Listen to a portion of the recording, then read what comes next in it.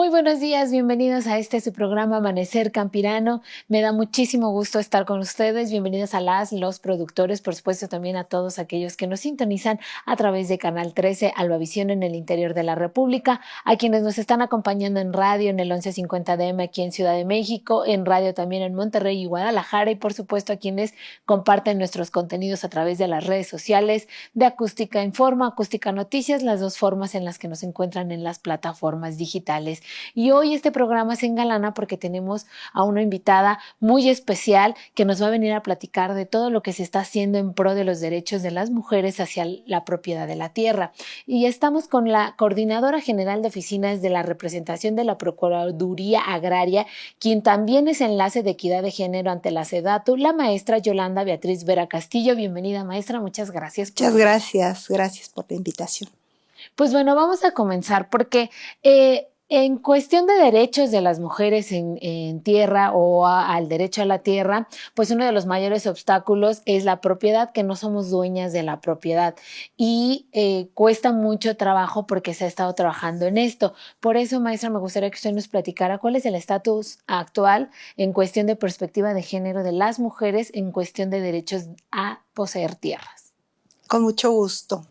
Sí, la Procuraduría Agraria, conjuntamente con la SEDATU y con las instituciones del sector agrario, básicamente Registro Agrario Nacional, FIFONAFE, sobre todo Procuraduría Agraria, claro, y también los tribunales agrarios. Desde el 2019 implementamos una estrategia para fomentar la titularidad de las mujeres rurales, indígenas y afromexicanas que han sido vulnerabilizadas. Y yo creo que son las mujeres más vulnerabilizadas en nuestro país y en el mundo. No que sean vulnerables para nada, son mujeres fuertes, inteligentes y han salido adelante, pero como país las hemos tenido alejadas de las posibilidades de desarrollo. Entonces, desde ese año se implementó un piloto para llevarles la justicia agraria a los núcleos agrarios, a sus ejidos y comunidades a través de jornadas de justicia itinerante que ya se venían realizando en los tribunales agrarios, pero no con este enfoque exclusivamente dirigido a las mujeres indígenas, rurales y afromexicanas. Y hubo mucho éxito, mucho eco. Se trata de juicios sucesorios intestamentarios de mujeres que son viudas de ejidatarios o comuneros que no realizaron testamentos agrarios y que de acuerdo a la ley agraria corresponde heredar el derecho a las esposas o concubinas. Entonces, a través de estos juicios que se realizan en estas jornadas en un solo día, pudiendo realizar de 30 hasta 100 o más juicios, se les da la titularidad y ellas forman parte ya como comuneras o nuevas ejidatarias. Por supuesto que lleva todo un proceso anterior para llegar al día de la jornada ya con todo preparado para celebrar los juicios, pero hay una preparación en coordinación con las instituciones de la integración de expedientes, la elaboración de las demandas, que eso lo hacen nuestras visitadoras y visitadores agrarios y abogados agrarios.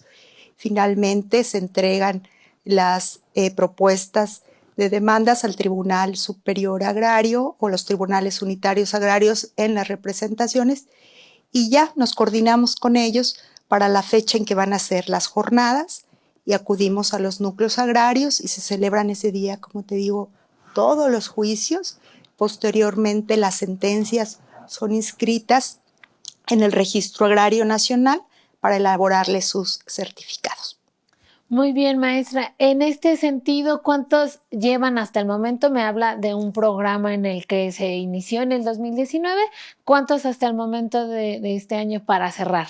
Bueno, en el sexenio pasado, desde 2019, con esta prueba piloto que te comento, se celebraron más de 16.500 juicios sucesorios intestamentarios y obviamente estas compañeras ya son nuevas titulares, ya son nuevas ejidatarias o comuneras y no solamente forman parte ya de los núcleos agrarios como titulares, sino que ya participan también en la vida comunitaria, toman decisiones, incluso algunas de ellas ya son representantes de los órganos de representación y vigilancia, las han nombrado como presidentas, secretarias, tesoreras.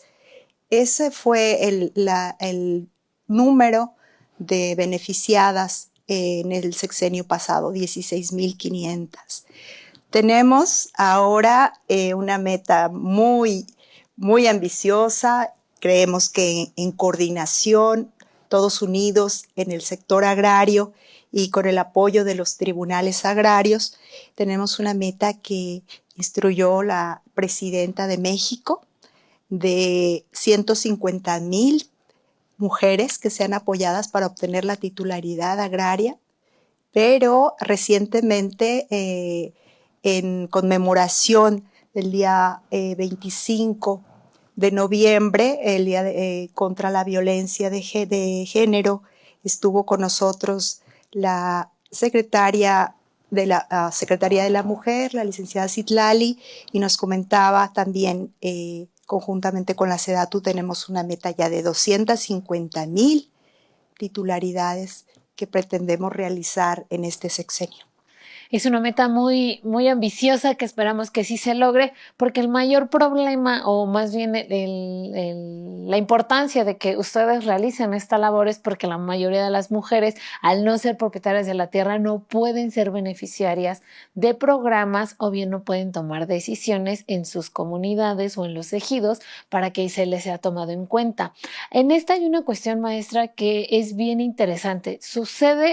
Ustedes están regularizando cuando hay una sucesión de tierra, pero ¿qué pasa o qué se puede hacer o qué se está haciendo cuando el dueño de la tierra, sea padre, sean hermanos o sea el mismo esposo, migran a otro país y ellas se quedan enfrente de la tierra? ¿Cómo están ustedes apoyándolas o cómo se van a seguir apoyando a estas mujeres para que puedan ser, pues no solo puedan recibir los beneficios que se le da en torno a ser el dueño de esta tierra, pero también pues puedan trabajarla de una manera mucho más segura? Claro que sí. Antes de responder a la segunda pregunta, comentaste algo muy importante. Las compañeras que no son todavía titulares, que están en el campo, que ellas tienen trabajando la tierra en muchos de los casos, pero que no son las titulares, no pueden acceder justamente a esos beneficios, a programas, a proyectos productivos. En esta administración, nuestro procurador agrario, el ingeniero Víctor Suárez Carrera, tiene esa intención, que no solamente se promueva y hagamos acciones para que ellas tengan la titularidad y participen con voz y voto, incluso sean representantes de los núcleos agrarios, los ejidos y comunidades, sino que vayamos más allá, que promovamos también la participación de las mujeres en proyectos productivos, que tengan acceso a esos beneficios también como mujeres y puedan tener un desarrollo económico también. Entonces, estamos proponiendo no únicamente las jornadas de justicia itinerante, los juicios sucesorios intestamentarios, sino que conjuntamente con las instituciones del sector agrario y los tribunales agrarios, comentábamos, tenemos 6 acciones que quisiera comentar, 6 acciones, tanto administrativas como jurisdiccionales, que en conjunto nos van a dar la titularidad de las 200, al menos 250,000 mujeres. Que las acciones administrativas estamos pretendiendo apoyar en los cambios de calidad de compañeras que ya tienen en posesión la tierra o que son posesionarias a ejidatarias, para que les den un documento, un certificado de ejidatarias. También la enajenación de derechos parcelarios que sea a favor de las esposas, de las concubinas o alguna hija. Otra acción administrativa es la cesión de derechos sobre tierras de uso común a favor, igualmente puede ser de la esposa, de la concubina o alguna de las hijas, sobre todo en estos casos que comentabas. Tenemos en México Tenemos esa situación de hace muchísimos años de migración, sobre todo a los Estados Unidos y a otros países, donde son titulares de derechos agrarios, ellos son los ejidatarios o comuneros, pero quien se queda en realidad a trabajar las tierras son las esposas o las concubinas o alguna de las hijas, pero no tienen la titularidad. Entonces estamos promoviendo esta cesión de derechos, que ellos ya les cedan los derechos para que ellas sean las titulares y puedan ser partícipes de estos programas y de estos apoyos.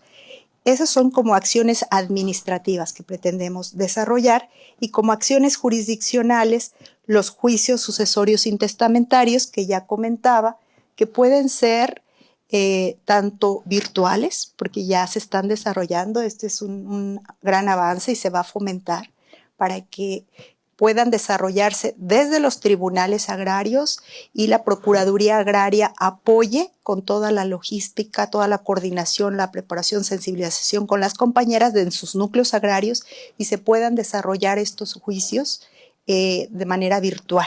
Ya se han desarrollado algunos, y preferentemente pues que sean allá también, ¿no? Que los tribunales y la Procuraduría Agraria nos traslademos a los núcleos agrarios.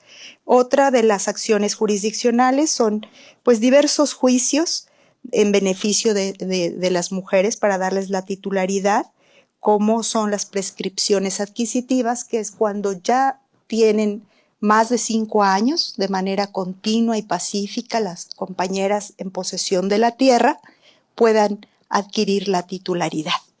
Y finalmente también ratificación de algunos convenios a favor de las compañeras mujeres. Entonces, en total, estas 6 acciones pretenden otorgar la titularidad a las compañeras, y pues esperemos que no sean 250,000, sino más.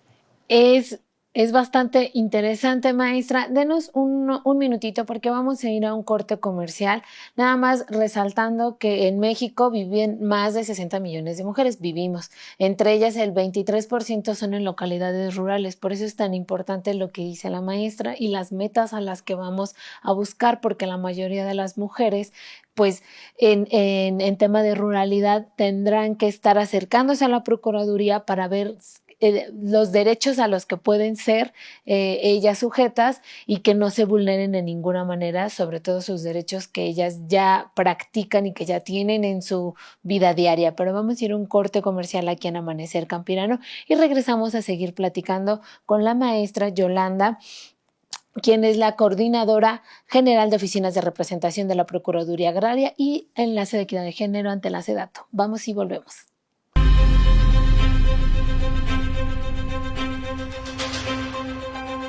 OMI 360 llegó a México. ¿Limpiar tu casa es una tarea complicada? No te preocupes más. Con OMI 360 tienes la solución en tus manos. Solo llena con 1 litro de agua, gira y listo. Limpia tus pisos y superficies de la manera más fácil con la tecnología de OMI 360. Limpia las superficies en segundos, ya que separa el agua limpia de la sucia. Deja de hacerlo tú y deja que OMI 360 haga el trabajo sucio. ¡Así de fácil! OMI 360 es la nueva generación de trapeadores. OMI 360 llega a México con 3 versiones a un precio de introducción al que no te podrás resistir. ¿Qué esperas para dejar de complicarte haciendo las tareas del hogar? Llama ahora al 5590 357600 y pide el tuyo. OMI 360, la última generación de trapeadores a tu alcance. El inicio de una empresa productiva comienza con Mecatec. Si creías que tu primer montacargas iba a ser de segunda mano o estás cansado de rentarlo, piénsalo nuevamente. Mecatec te ofrece su nueva línea de montacargas eléctricos. Conéctalos y recárgalos en la instalación de tu pequeña o mediana empresa. Pregunta por nuestros paquetes PYME Mecatec, con un financiamiento desde 7,999 pesos al mes o de contado, con un bono de 50,000 pesos de descuento y el mejor precio del mercado. En Mecatec hacemos crecer tu empresa con maquinaria especializada para la pequeña y mediana industria. Conoce nuestra amplia gama de montacargas eléctricos o pregunta también por nuestros modelos con motor a diésel y haz de tu empresa una empresa eficiente, una empresa Mecatec. Recuerda, con nuestros paquetes PYME Mecatec, tu primer montacargas puede ser nuevo. Mecatec, mecanización inteligente.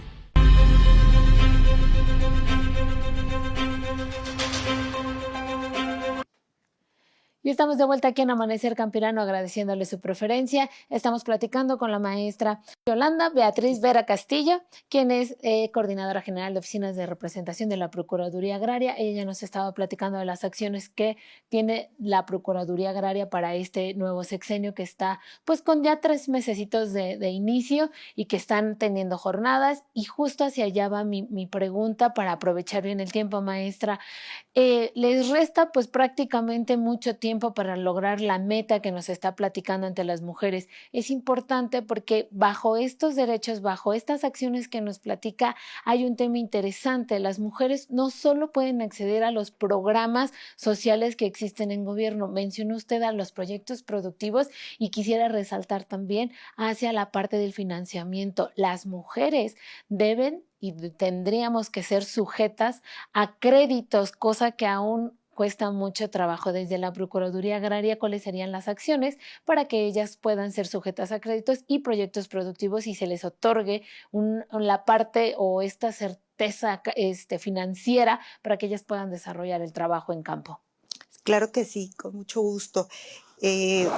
Antes del corte comentaste algo que me gustaría también antes hacer hincapié por la importancia que tiene y la relevancia que tiene apoyar a las mujeres del campo. Los ejidos y las comunidades en México representan en territorio, en superficie territorial, más del 52% del territorio nacional. Más de la mitad del país está en manos de ejidos y comunidades, ¿sí? Y son las mujeres rurales, de acuerdo a las estadísticas, quien más participan en la conservación de los recursos, que son beneficio al final no solo de los núcleos agrarios en el campo, en los ejidos y las comunidades, sino que otorgan una gran cantidad de servicios ambientales, alimentos, conservación del agua a las ciudades, a los que vivimos en las ciudades. Entonces, les debemos mucho a los núcleos agrarios, a los ejidos y comunidades. Históricamente les debemos mucho como citadinos, pero sobre todo a las mujeres rurales que han conservado tradiciones, semillas, recursos y una gran cantidad de conocimiento tradicional en beneficio pues, de todos los ciudadanos del país, incluso, dijera yo, del mundo, por el tema ambiental. Entonces, ahí radica la importancia de apoyar a las compañeras rurales, indígenas y afromexicanas para seguir manteniendo los recursos en nuestro país, sobre todo en beneficio de todos. El señor procurador agrario, el ingeniero Víctor Suárez Carrera, tiene el objeto, nos ha instruido a todos, de ampliar la atención a los ejidos y las comunidades. Actualmente tenemos, por supuesto, 32 representaciones en todo el país. En cada estado, en la capital, hay una representación de la Procuraduría Agraria, también en la Ciudad de México, pero tenemos 116 oficinas que se llaman residencias de la Procuraduría Agraria distribuidas en cada estado. Y también tenemos módulos de atención. El ingeniero Víctor Suárez Carrera, procurador agrario, tiene la intención de que logremos 1,000 centros de atención en este sexenio para acercarnos más a los ejidos y a las comunidades y dar la atención tanto, por supuesto, a los compañeros ejidatarios, comuneros, pero también a las ejidatarias comuneras y a las mujeres que pretendemos que tengan esta nueva titularidad.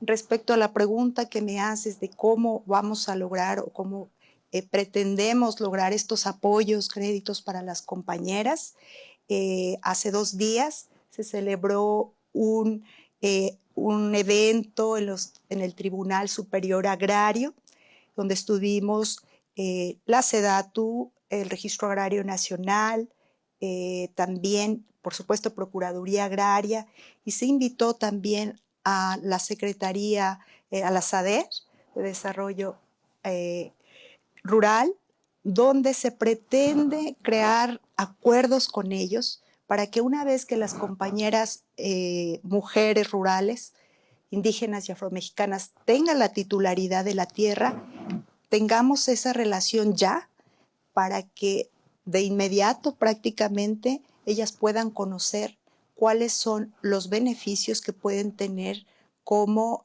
nuevas ejidatarias y comuneras, para que tengan estos créditos, participen en los proyectos y se les dé prioridad, que no entren en una lista con todos, sino que se les dé prioridad a ellas. Algunos se preguntan, ¿y por qué las mujeres? ¿Y por qué a las mujeres? Pues porque hay una brecha de desigualdad enorme históricamente, entonces se pretende que haya una equidad, eso va a llevar su tiempo, por supuesto, pero estamos encaminados, enfocados y con esta prioridad de atención a las mujeres del campo.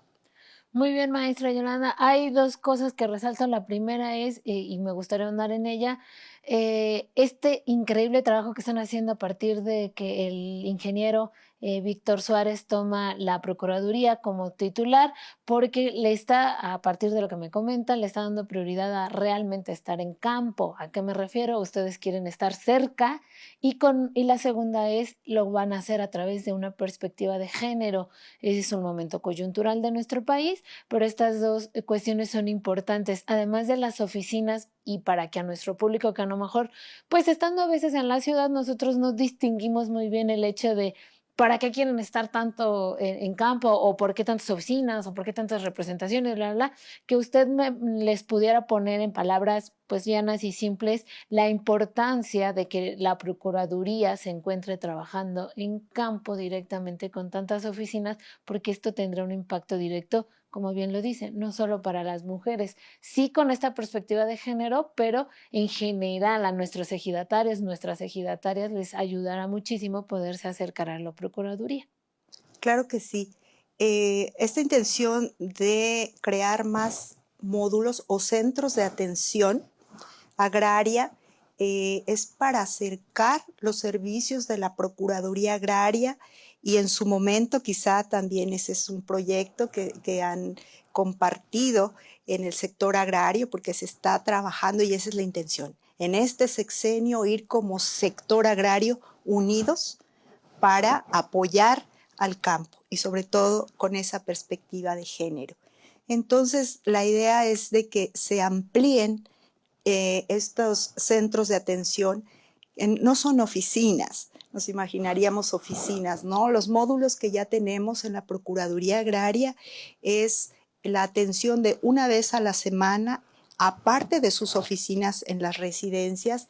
Las visitadoras y visitadores agrarios acuden a alguna cabecera municipal y ahí con una mesa sencillo, una silla y una cartulina de que está la Procuraduría Agraria atendiendo. Los núcleos agrarios ya saben que todos los jueves a las 9 de la mañana su visitadora agraria va a estar ahí para atenderlos. Y ellos no requieren ir hasta las oficinas de la residencia o de la representación, que en muchos casos, porque así es nuestra situación por la geografía propiamente de nuestro país, algunas comunidades están muy alejadas y les llevaría 6 o 7 horas o más de trayecto, de caminar largas distancias y después tomar un ride en una camioneta y después a lo mejor ya un microbús y llegar a la residencia, ¿verdad? Pero estos módulos tienen la intención de que sea más cerca la atención. La intención de incrementar los módulos con estos centros de atención, que completaríamos los 1000 centros de atención, es todavía irnos no a las cabeceras municipales, sino más cerca de ellos, más retirados para nosotros de las oficinas, pero más cerca de ellos. Entonces estamos contemplando el apoyo también de los núcleos agrarios para que en alguna casa ejidal pueda establecerse ahí la atención. Igual no necesitamos más, una mesa, una silla, una computadora, por supuesto, que vayan equipados nuestras compañeras, nuestros compañeros, y se están ya en pláticas con la Secretaría de Comunicaciones y nuestra dirección de tecnologías de la información para lograr tener ese acceso a Internet en estos centros de atención.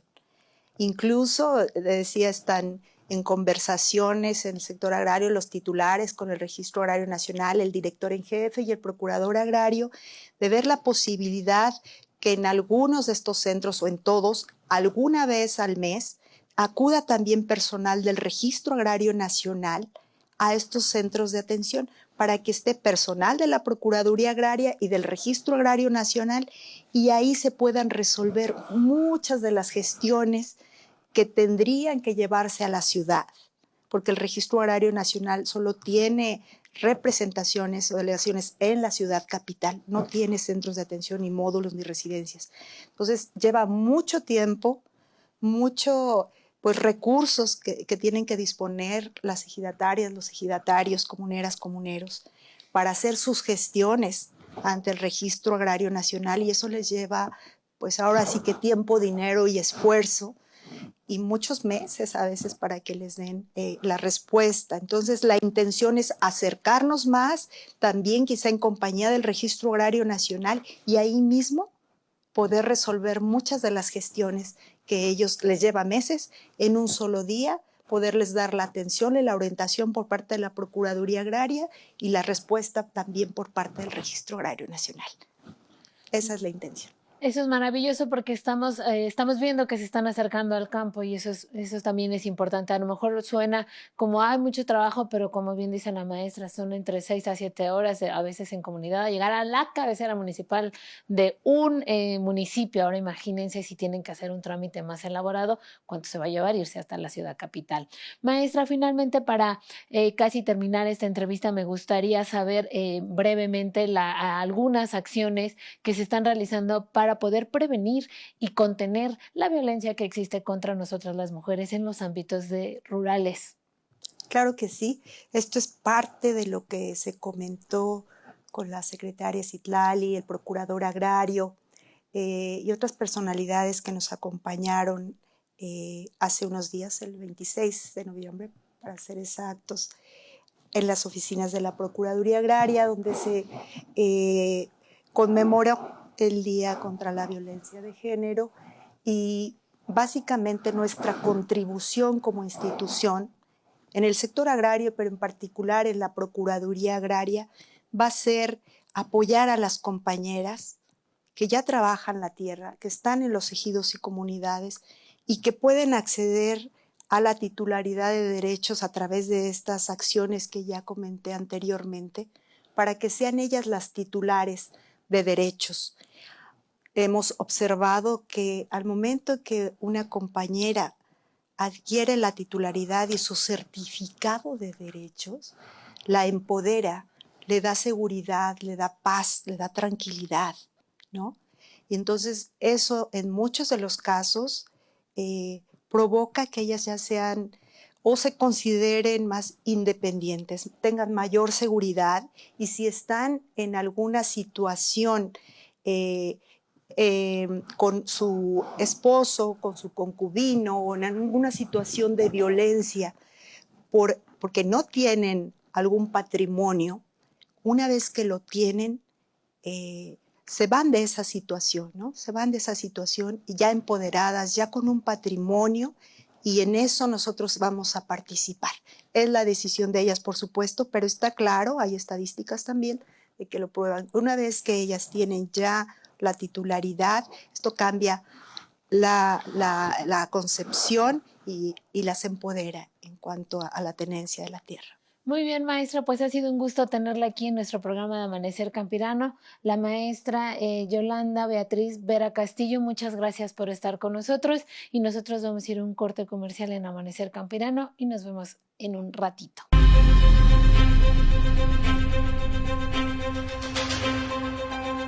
OMI 360 llegó a México. ¿Limpiar tu casa es una tarea complicada?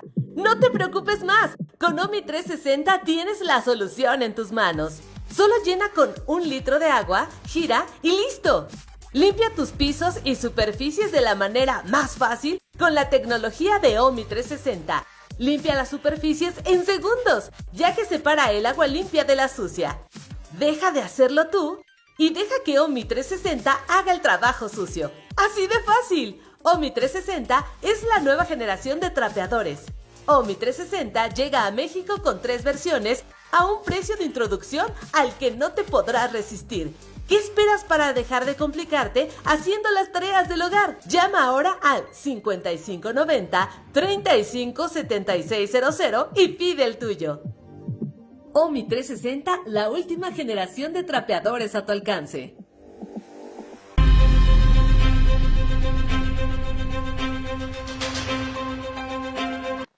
Estamos de vuelta aquí en Amanecer Campirano. Le agradecemos su preferencia y le agradecemos a todo el equipo de la Procuraduría Agraria por haber estado con nosotros a través de la maestra a quien entrevistamos. Y ahora desde el foro nos vamos a enlazar hasta el estado de Yucatán con el doctor Emiliano Loesa, Cook del CIRSE del INIFA, para hablarnos de citricultura. Doctor, muy buenos días y bienvenido. Hola, buen día. Saludos desde la península de Yucatán. Pues bueno, para nosotros es muy importante este tema porque estamos en una temporada donde se acerca el invierno, donde ya los fríos están presentes, y uno de los aliados para los seres humanos que nos ayuda a combatir un poco o a reforzar nuestras defensas son los cítricos. Doctor, justo me gustaría preguntarle de este tema, que sé que usted es experto, para preguntar, bueno, primero para decir que usted nos diga cuál es la producción actual, cómo se ha venido desarrollando a través de estos años la producción de cítricos en nuestro país. Sí, pues mira, hablar de la citricultura en México es hablar de poco más de 500,000 de hectáreas dedicadas a esta actividad, y en los cuales sobre ellas se producen diferentes especies. Varias de las que prefiere el consumidor son las naranjas dulces. Ahorita es la época de mandarinas. Las mandarinas en este año alcanzaron muy buen precio, y pues durante todo el año tenemos diferentes épocas y periodos de corte de limones mexicanos, limones persa, y varios de los cuales nos acompañan en nuestra dieta diaria. Doctor, me menciona 2 variedades de limón. Me gustaría que nos ayudara a que el público, si no lo tiene bien identificado, nos pueda dar sus diferencias, no solo físicas, sino también en sabor. Y por supuesto, si llegara usted a saber también los precios de estos limones, tanto el limón mexicano como el limón persa. Sí, mira, hablar de limón mexicano, hablar de limón es hablar en la parte central del país.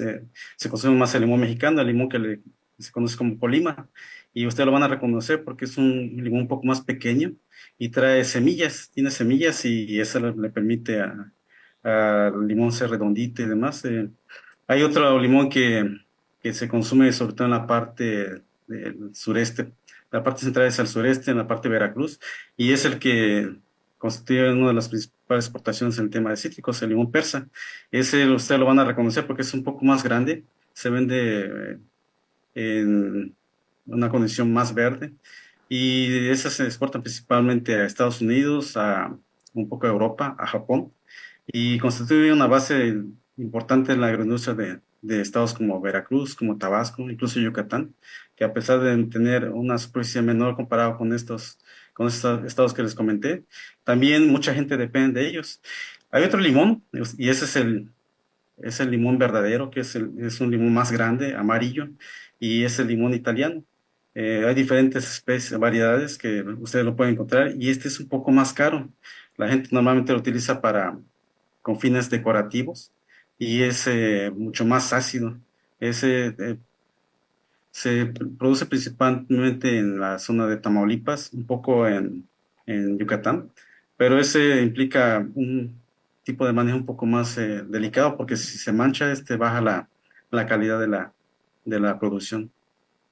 Muy bien, doctor. Ahora nos habla de un producto que yo creo que es una de las estrellas, de los cítricos estrellas de nuestro país, que es la naranja dulce. Me gustaría que nos ayudara un poco porque para saber sobre todo sus rendimientos, por qué la tenemos disponible y por qué poco a poco, conforme va pasando el frío, también se va elevando su precio.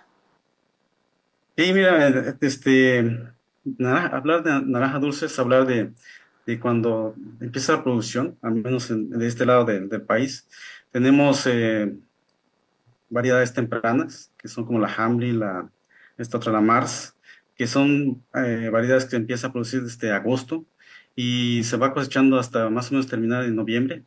Y después de eso entra otro tipo de variedades que son las que se conocen como los de tipo Valencia, que son frutos más grandes, un poco con la cáscara más gruesa y cuyo precio también tiende a incrementarse de manera significativa.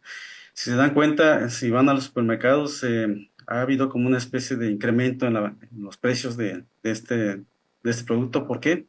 Porque desde hace poco más de 15 años, esta especie en particular está siendo afectada por una bacteria. Es una bacteria que llegó a nuestro país, estableció de manera rápida, auxiliada por un insecto que la ha estado moviendo. Y en las diferentes especies de cítricos hablamos de limón, hablamos de mandarinas, hablamos de toronjas, de pomelos, pero sobre todo de naranja dulce es donde está pegando mucho más fuerte. Y cuando les digo que pega fuerte es porque le cambia la calidad a la fruta, la deja más pequeña, reduce la cantidad de jugo que ustedes pueden obtener de cada fruta y sobre todo le cambia también el sabor. Y en el campo lo que ve el productor es de que pues el árbol cambia de un color verde, cambia un color amarillo y el fruto tiende a quedar más pequeño. Y antes de que inicie la cosecha, muchos de los productores que llevan varios años conviviendo con este problema o enfrentando el problema, la fruta empieza a caerse. Ajá. Entonces, es por esa razón de que si ustedes van al súper van a encontrar esta fruta mucho más cara y si compran el jugo, pues también los precios comparados de hace 2 o 3 años han estado incrementándose de manera significativa. Doctor, justo nos habla de esta bacteria, pero me gustaría preguntarle acerca de, pues bueno, además de las enfermedades o de esta bacteria particular, ¿qué otras enfermedades enfrentan los cítricos de nuestro país? Sí, fíjate que hay un montón de enfermedades que los cítricos se enfrentan. Y, por ejemplo, en el caso de naranja dulce, la principal enfermedad con la cual se enfrentan los productores es esta que se llama Wanglong o HLB o amarillamiento de los cítricos. Y después de esa, en términos de dispersión y de importancia en lo que podría provocar en campo y también está impactando es el virus de la tristeza de los cítricos. Hasta hace poco llegó otra enfermedad también que está ahí en la zona norte y esa podría estar afectando la parte externa de fruto y también provoca la caída de los cítricos, especialmente de los limones. Incluso si revisan las redes sociales, van a ver de que varias de las instancias que se encargan de cuidar la fitosanidad de los cítricos están avisando a la gente de que si encuentran los síntomas, de inmediato avisen, porque una vez que se establece y empieza a dispersarse, es muy difícil contenerlo. Y no queremos de que lo que apareció en esta zona de Tamaulipas baje hacia la parte de la más importante en términos cítricos del país, que es Veracruz, hacia la parte del Golfo, la península de Yucatán, que no tenemos ese problema. Hay otro que también ataca sobre todo a naranjas dulces y a cítricos dulces en general, como a las mandarinas, que es la leprosis de los cítricos. Este es un virus, también deja muy dañada la parte externa del fruto. Es importante recalcar de que todos esos patrones que les digo, ya sean bacterias, virus y demás, atacan a los cítricos, pero no se transmiten a los humanos. Entonces, estos patógenos no implican un riesgo como tal para la salud del humano. Una fruta dañada por esos patógenos se puede consumir con seguridad, pero posiblemente sean frutos más pequeños y demás. Claro, en esta cuestión, además de las enfermedades y en su caso también plagas que puedan sufrir los cítricos, ¿hay algunos otros factores que puedan comprometer las cosechas de los cítricos? Sí, fíjate que apenas ahora, normalmente empezando el mes de diciembre, para el caso de limón persa es cuando el productor empieza o espera que el precio de este producto empiece a incrementarse para alcanzar su pico máximo por ahí de enero, febrero hasta marzo. Y después otra vez caen los precios, pero se ha dado un aspecto en el cual se cambió los patrones de lluvia y entonces ese incremento en los precios no se dio en esta fecha y por eso ustedes si checan las redes van a ver de que varios de los productores están cosechando la fruta pero como no tiene precio, en el caso del limón persa, lo están descartando, simplemente no llega al mercado. ¿Por qué? Porque sale más caro cosecharla, llevarla hasta los centros de acopio de compra que tirarla. Ese es únicamente para el caso de limón persa. En el caso de los otros cítricos puede ser de que pues los cambios en los patrones de lluvia simplemente no permiten la expresión de la fenomenología normal, la que normalmente los productores conocen, y eso implica de que tienen que auxiliar con riego, tienen que meterle más insumos, y eso al final de cuentas va incrementando los costos de producción. Más o menos el costo que se estaba calculando para un hectárea son algo así, dependiendo del nivel tecnológico, desde 20,000 pesos, considerando insumos, mano de obra, sistemas de riego y demás. Pero con estas enfermedades que les digo, lo que estamos viendo es de que hay una tendencia a incrementar los costos, y a veces el productor tiene la suerte de programar la cosecha y obtener beneficio de esa inversión, pero no siempre ocurre, como es lo que estamos viendo en esta época. Muy bien, doctor Loaiza. También preguntar cuál sería o cuáles son los estimados de producción de los cítricos en nuestro país, sumando tanto naranja, limón, lima incluso también. ¿Cuál es lo que se estima que se produce anualmente? No tengo dato preciso, pero está en función a las especies, más o menos hay una media para cada una de las especies. Por ejemplo, en naranja dulce, el promedio nacional estamos hablando de unos 13 toneladas por hectárea. De limón persa es un poco más porque le meten más tecnología a los productores, esperando ese beneficio adicional. Y estamos hablando de unas 18 hasta 20 toneladas. Para pomelo el rendimiento es un poco mayor, pueden alcanzar hasta 25 toneladas por hectárea. Y para limón mexicano, ese sí te debo el dato. La gente que tiene más fresco esa información son los investigadores de Colima. Pero normalmente los precios para los cítricos ácidos se mejoran bastante para esta época desde diciembre hasta marzo. Y es cuando los productores esperan cosechar los frutos de su trabajo. Muy bien, doctor, nos da un buen aliciente porque significa que es un mercado donde las y los productores de nuestro país pues tienen un gran impulso en este sentido. Doctor, me gustaría que nos dijera los principales estados productores en donde los cítricos son pues un ingreso para los productores. Sí, en términos de superficie, el principal estado productor de cítricos en general es Veracruz. De ahí le sigue San Luis.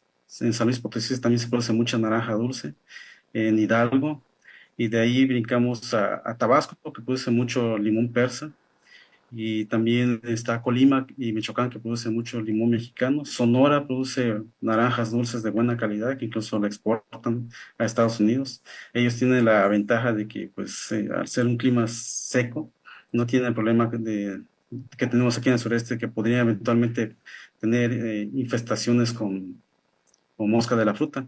Incluso ellos son un estado que está reconocido como libre de este problema, y eso les permite exportar y obtener buenos precios por su cosecha. En el caso del limón persa, ahí no, las moscas de la fruta en general normalmente no atacan esta especie, entonces por eso tienen abierto el mercado, siempre y cuando cuiden los estándares en los cuales no se manejan productos tóxicos y Doctor, perdón. manejen bien los... Doctor, perdón que lo interrumpa, tenemos que ir a un corte comercial, pero regresamos con usted, vamos a un corte y volvemos.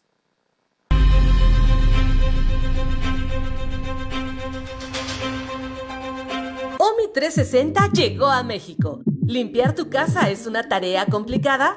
No te preocupes más. Con OMI 360 tienes la solución en tus manos. Solo llena con 1 litro de agua, gira y ¡listo! Limpia tus pisos y superficies de la manera más fácil con la tecnología de OMI 360. Limpia las superficies en segundos, ya que separa el agua limpia de la sucia. Deja de hacerlo tú y deja que OMI 360 haga el trabajo sucio. ¡Así de fácil! OMI 360 es la nueva generación de trapeadores. OMI 360 llega a México con 3 versiones a un precio de introducción al que no te podrás resistir. ¿Qué esperas para dejar de complicarte haciendo las tareas del hogar? Llama ahora al 5590-357600 y pide el tuyo. OMI 360, la última generación de trapeadores a tu alcance. Mecatec es el fabricante de maquinaria agrícola de mayor crecimiento en México. Con más de 10 años de experiencia, brinda soluciones a pequeños y medianos productores agrícolas. Ubicada en San Martín Texmelucan, Puebla, es marca líder en ofrecer soluciones con lo último en tecnología y componentes de alto rendimiento. Mototractores, tractor ligero, tractor categoría tipo 1 y categoría tipo 2. Cosechadoras con cabezas intercambiables. Contamos con la más amplia gama de implementos y accesorios para maximizar el rendimiento y la productividad. Mecatec, mecanización inteligente.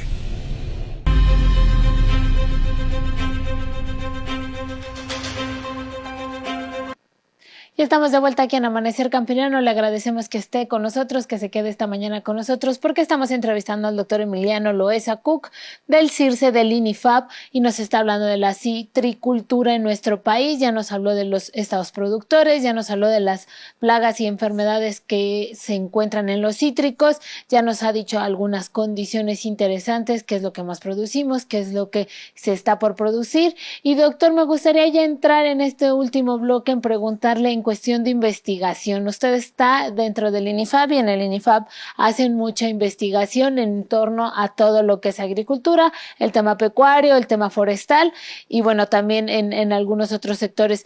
Pero en el cuestión de cítricos, ¿cómo estamos en tema de investigación? ¿Qué es lo que ustedes investigan y cómo repercute en nuestros productos cítricos? Sí, en el INFAP tenemos varios proyectos de investigación, incluso tenemos un programa dedicado a este grupo de especies. Y actualmente el foco principal es saber o encontrar una forma de sobrellevar las infecciones debidas a Candidatus liberibacter, que es esta bacteria que les comentaba, y la cual desafortunadamente ataca a todos los cítricos, sean limones, sean naranjas dulces, sean mandarinas, a todos les pega, todos se infectan y en alguno de ellas el daño o el impacto es mucho mayor. Entonces, en el instituto estamos desarrollando proyectos enfocados en primer lugar, a evitar la dispersión en varias de las áreas en las cuales no está presente de manera amplia. Y para ello se enfocan en diferentes alternativas, como encontrar el mejor programa de aplicaciones de productos biorracionales, productos químicos, de tal forma que una aplicación no conlleva un problema mucho mayor, que sería la pérdida de la biodiversidad de organismos benéficos, de tal forma que podamos amalgamar eso y que tampoco esas aplicaciones impliquen una afectación para otras actividades productivas, como es la actividad apícola. Eso es lo que se está haciendo para tratar de sobrellevar esto. Y el otro gran rubro es ver las plantas infectadas, cómo se pueden mantener productivas durante más tiempo. De manera inicial pensábamos de que con las plantas infectadas, estas iban a morir cuando les llegara esta bacteria, pero vemos de que eso no pasa. Las plantas se mantienen vivas, van reduciendo su vigor, producen menos, pero eso al final de cuentas implica como que un riesgo. Esa planta que está ahí enferma sirve como foco de infección para otra de sus vecinos. Entonces eso es lo que queremos que no se exprese, o que buscar una forma de cómo esa planta que está enferma la podemos mantener viva y produciendo, de tal forma que la muerte, si no va a ser biológica, tampoco sea muerte productiva para las huertas. Entonces, enfocados a eso, se está haciendo pruebas con varios portainjertos, cuál de esos puede tolerar mejor la infección. En México, desafortunadamente, no tenemos tantos portainjertos como en otras industrias citrícolas del mundo, y podríamos decir que dependemos de lo que podría generar Estados Unidos o Brasil o otra de las industrias citrícolas más importantes en el mundo. Sin embargo, utilizamos las herramientas con las que contamos. Si se dan cuenta y comparamos lo que se presenta en otras industrias, México sigue manteniendo esa producción que teníamos hasta antes de la llegada del HLB, y eso se debe, por un lado, a que se ha mantenido la producción, pero también se están incrementando las superficies sembradas. Tenemos otros temas de investigación en cítricos, que es con los portainjertos que tenemos, cuáles de esos toleran al virus que ya se presentó en su variante severa en el país. Y hablamos de que existen portainjertos que toleran la infección por el virus de la tristeza de los cítricos, pero desafortunadamente esos portainjertos portainjertos no se adaptan bien a muchas de las condiciones edáficas de México. Por ejemplo, en el caso de la península de Yucatán, el productor ya probó con muchos portainjertos que toleran este virus, pero que no rinden bien una vez establecidos en campo y que tampoco crecen de manera adecuada y reducen también la vida productiva de las plantaciones establecidas sobre esos portainjertos. Ese es el de los grandes problemas que tenemos. Y la otra es de que definitivamente se está volteando la vista hacia la condición de cómo hacerle frente a las condiciones cambiantes de la parte climática. Hablamos de que mucha de la citricultura del país está en condiciones de temporal, y esos con los temporales regulares simplemente no están obteniendo buenas producciones, y posiblemente hay huertas en las cuales si no lo está matando HLB, lo está matando la combinación HLB con periodos prolongados de sequía. Es lo que tenemos que buscar, o se está trabajando en buscar formas de cómo hacerle frente, portainjertos que toleren la sequía o asociaciones con organismos que extiendan la capacidad radical y de exploración de agua en el suelo. Justo, doctor, Ese es el tema. nos comenta en un tema de buscar aliados. ¿Quiénes son los principales aliados para hacer que estas investigaciones puedan nutrirse, pero además puedan tener mayor cobertura? Sí, definitivamente todo lo que se genera, alguien lo tiene que usar, si no eso no sirve, se queda guardado ahí en el cajón, y lo que buscamos en el IFAB es de que varias de las tecnologías que se prueban se validen en campo, y la validación se lleva a cabo mediante asociación con productores que les interesa ese tipo de tecnologías que se pueden generar. Y el otro gran aliado son la industria. Hay varios ejemplos exitosos en los cuales la industria se interesa por paquetes tecnológicos de manejo en particular y le apuestan a ello. Los otros aliados son instancias como nosotros. Hablamos de Senacica, hablamos de los organismos auxiliares de sanidad vegetal en cada uno de los estados, como los comités de sanidad vegetal. Ellos también nos apoyan en la búsqueda de alternativas para los productores, porque son los que también están de primera mano con los productores. Nosotros como investigadores, pues eventualmente salimos a campo, pero lo más rápido para hacer la transferencia de este conocimiento es buscar esos técnicos que están en campo. Actualmente trabajamos además de estas asociaciones que les comento, también está trabajando con los técnicos de Sembrando Vida, porque también en varios de los estados están incluyendo al cítrico como parte de las especies que se están estableciendo. Muy bien, doctor, esto es una gran noticia porque al estar aliados con Sembrando Vida habrá un buen apoyo técnico por parte del instituto, por parte del INIFAP, para que estos cultivos puedan tener mayor impacto para las y los productores, no solo a su economía, sino también a sus suelos, que hacia allá va la siguiente pregunta en cuestión del suelo, de los nutrientes. ¿Qué tanto o qué tan exigentes son los cítricos para nuestro suelo? Se lo pregunto porque, bueno, de un tiempo a la fecha hemos puesto el ojo en darle más atención a nuestros suelos, a nutrirlos, que esto sin duda alguna va a repercutir en los alimentos, en este caso en nuestros cítricos. Entonces, ¿qué tanto hay que echarle al suelo? ¿Qué tanto no? ¿Qué suelos son los idóneos para que podamos tener una mejor producción de cítricos? Sí, con respecto al suelo, pues ahí el que nos dicta qué tipo de suelo es apropiado o no es el portainjerto con el cual vamos a trabajar. Varios de los portainjertos que son muy buenos en la zona norte del país, que toleran incluso condiciones de salinidad, no prosperan en las condiciones donde impera mucho el suelo calcáreo. El cítrico normalmente no es tan exigente para producir, pero sí demanda cierto número de kilos de cada uno de los elementos. Hablamos de los principales: nitrógeno, fósforo y potasio. Incluso ustedes van a ver de que si van al súper y cortan una fruta y en el centro donde está como separado la lamela media, ese punto donde se unen todos los gajitos, si se abre y la cáscara está gruesa, quiere decir que ese fruto en particular, a ese cultivo, le faltó una adecuada fertilización para fósforo.